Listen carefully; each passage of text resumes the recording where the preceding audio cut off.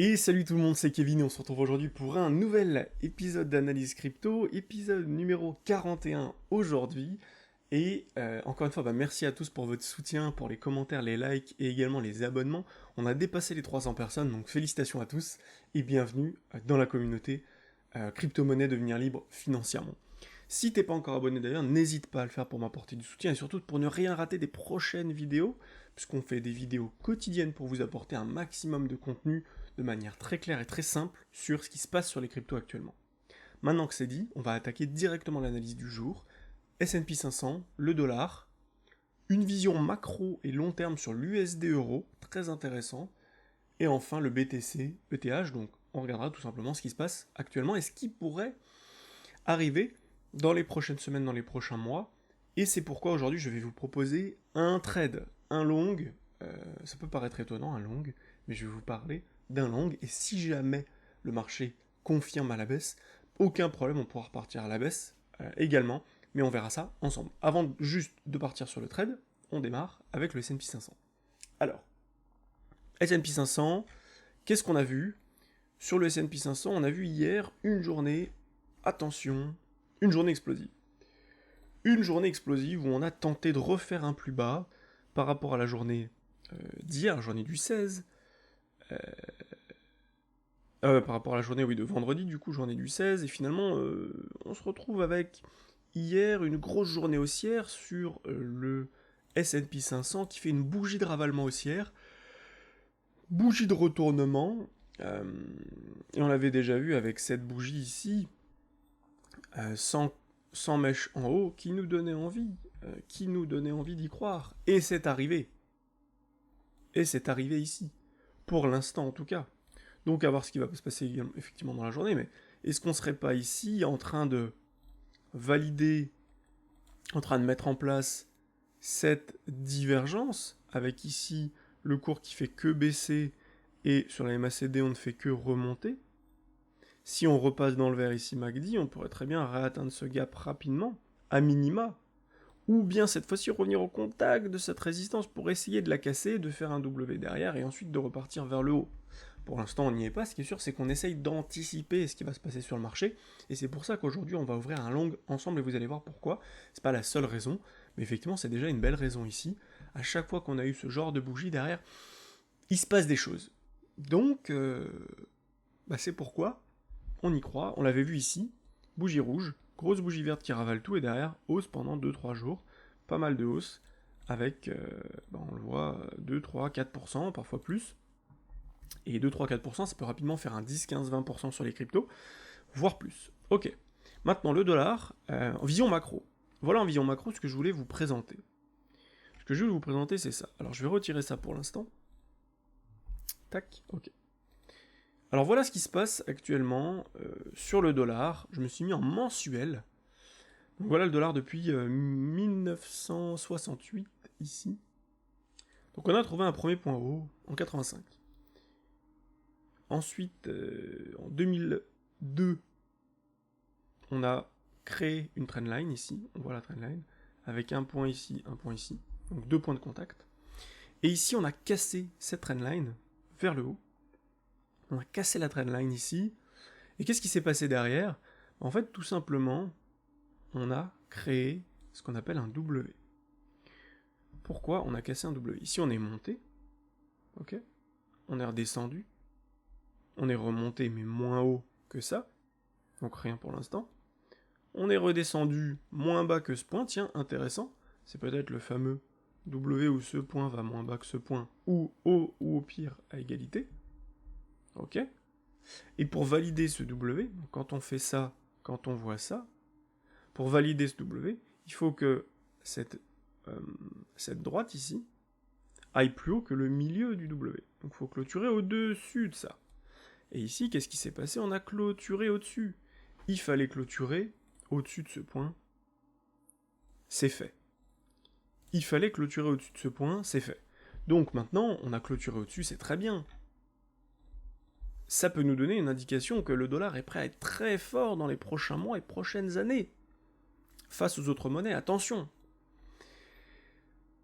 Si c'est le cas, on pourrait voir un scénario un petit peu différent sur les cryptos, ou en tout cas avec beaucoup de volatilité. En tout cas, on voit que le dollar, effectivement, on casse une trendline, derrière on arrive à former des W, extrêmement positif. Tout ça est extrêmement positif pour le dollar. Quand on regarde sur USD euro, juste avant, donc qu'est-ce qui se passe ici? On va regarder tout simplement, on va tracer un Fibo entre le point haut, j'essaie d'être le plus précis possible, et le point bas. Ok, comme ça. On voit déjà que les 0,382, on a clôturé au-dessus, donc il faut juste pas réintégrer en dessous. Mais actuellement, on a cassé les 0,382 déjà. Donc prochaine target entre les 0,618 et 0,786. 0,618, 0,786, c'est là-dedans. Et ici, il y aura beaucoup de business, ce qui fait encore une hausse intéressante pour le dollar. Encore une hausse de potentiellement entre 17 et 30%. Mais attention, c'est à long terme, il peut se passer des choses. On peut d'ici là voir le dollar faire ça, comme ceci, et puis remonter. Enfin, c'est très très long, là, on parle de plusieurs années, donc on pourrait très bien faire ça, ça, ça, comme ceci, 2035, enfin... Mais en tout cas, on voit que le dollar peut être beaucoup plus puissant que les autres monnaies, parce qu'on essaye ici de poser quelque chose. On le voit ici, on essaye de poser quelque chose et de repartir dans l'autre sens. Enfin, je veux dire, ça se voit, c'est très très clair. C'est vraiment très très clair. Maintenant que c'est dit, USD euro, en mensuel également, on voit la même chose. On voit exactement la même chose. Qu'est-ce qui s'est passé en fait sur l'USD euro? On avait une trendline. On a cassé la trendline, on a réintégré, non, on a plutôt pullback. Et derrière, on a formé le W pareil ici. Tac, tac, tac, tac. Il fallait casser le milieu de W, on l'a fait. De manière plus grossière, on a ça, ça, ça. On a cassé. Donc là, on est prêt à revenir en haut. Et quand on voit ce point ici, je pense qu'ici, c'est un beau stop. Donc on pourrait avoir deux choses. Et c'est là où ça va être hyper intéressant de comprendre la psychologie des marchés. Il y a deux éléments.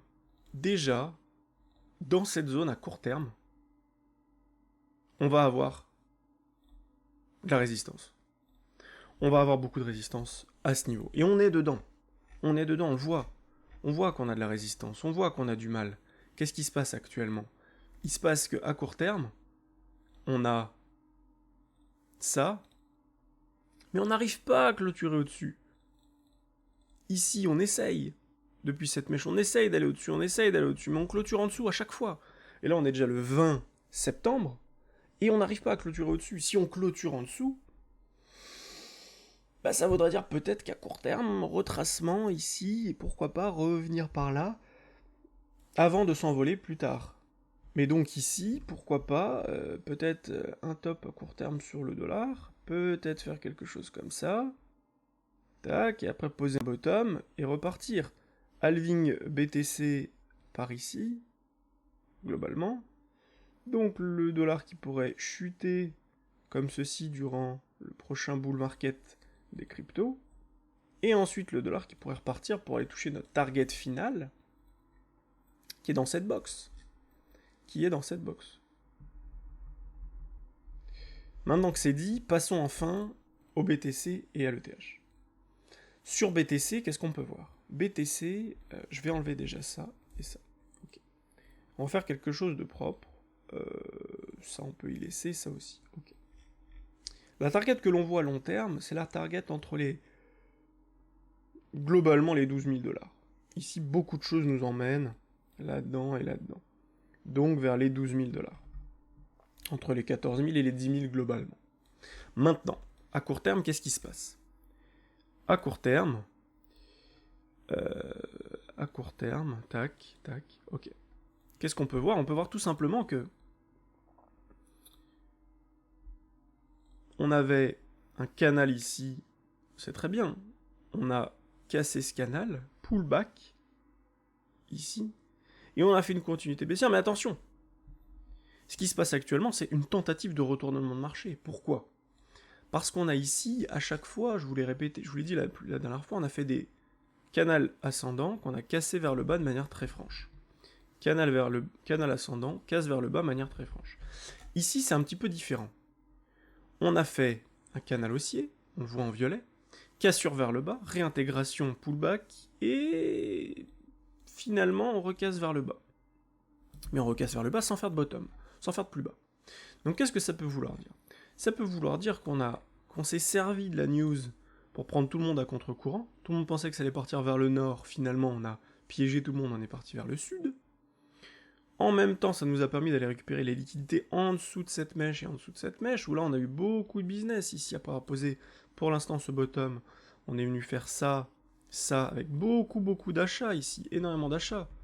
Sauf que ces acheteurs, on a envie de les sortir avant de faire partir le train. Donc qu'est-ce qu'il a fallu déjà? Première chose, il a fallu sortir ces gens et ces gens.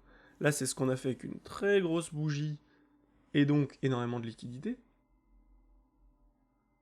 Ici, on a rebondi au-dessus, on a refait la même chose, boum, explosion à la baisse, on a dégagé tous ces gens.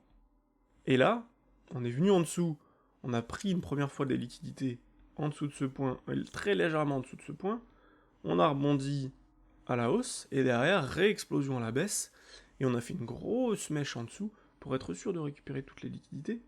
Et au final, ce qu'on se rend compte, c'est que, malgré là les news négatives sur l'inflation,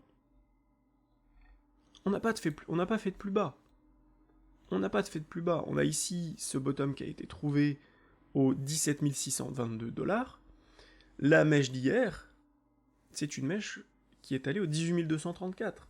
Donc maintenant, ce que ça veut dire, c'est qu'il y a deux possibilités. Soit on a besoin de temporiser un petit peu plus pour dégager tout le monde et aller plus bas. Dans ce cas-là, on l'acceptera, aucun problème.